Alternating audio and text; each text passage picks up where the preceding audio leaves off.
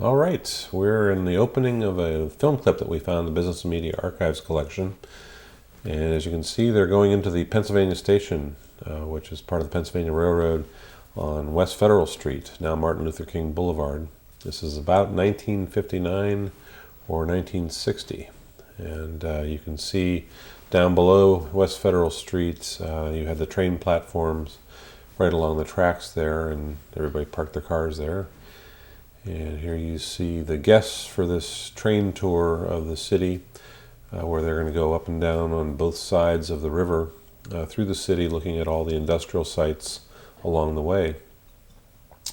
And they're boarding passenger cars. There's a look at one of the locomotives. This is a Pennsylvania Railroad train. And here they are underway, leaving Pennsylvania Station. And there's the platform. That's probably the locomotive pushing at that point. There you can see the chimney that used to be on the Pennsylvania Station with the Pennsylvania Railroad logo on it. And here they are leaving the station and going toward the Market Street Viaduct. This is a bridge that was built in 1899, survived till 1983, and here's another. I think that's the original, or one of the older South Avenue bridges there that crossed the river a little farther down from Market Street. And here we are coming into a railroad yard, probably Republic steel at that point. And the structure by the big mound of iron ore there is called an ore bridge. And here's a shot inside the train cars, the passenger cars, and that's the coke plant, which I believe is part of Republic Steel Corporation. And now we're past Republic's plants and going past the Youngstown Sheet and Tube Company's Campbell Works.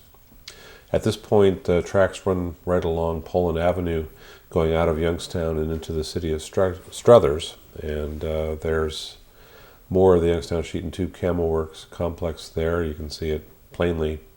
The company name on the side of that one mill shed. That is the open hearth department for the Campbell Works. That shot is also that shed with the smokestacks, and then right at the end there is the hot metal mixer building. And you can see a series of bridges that went into the plant from Poland Avenue for car and pedestrian traffic, but also for railroads. And there's 3 of the 4 blast furnaces. There's the 4th one right there. And this is the coke plant at Campbell Works, right in the city of Struthers.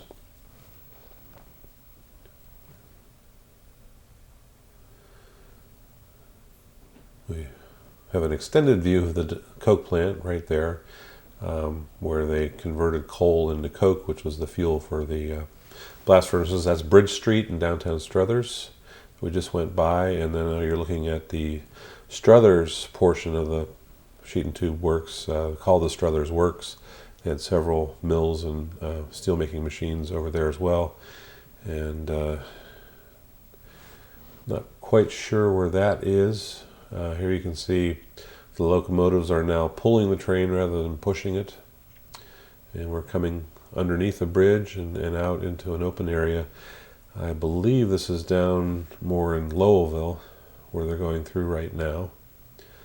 And there were a lot of tracks there running on both sides and across the river. At this point, Sharon Steel Corporation was still running a plant down in Lowellville, though it would be shut down in a couple years' time. And here's the engineer inside the cab of the locomotive.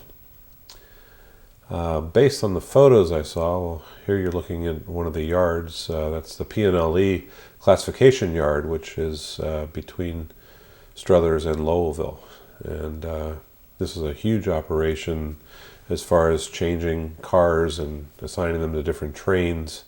And there's the main building for the classification yard, and then that berm with on the top there is called the hump.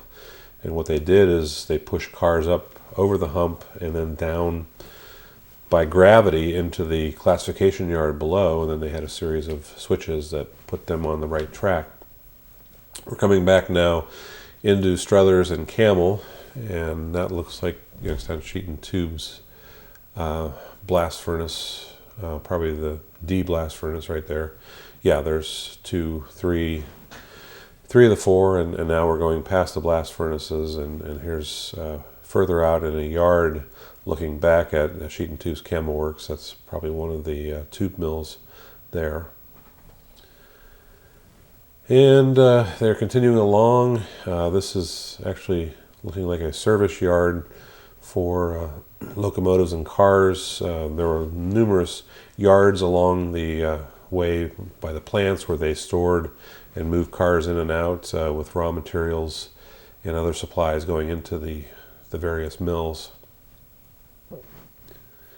And here we are back inside the passenger cars as the trip continues, this time on the north side of the river going back toward Youngstown. That's the skyline in the background. Right now the train is pulling into the P&LE, Pittsburgh and Lake Erie and New York Central Station, which used to be right along Wilson Avenue near the Cedar Street Bridge there.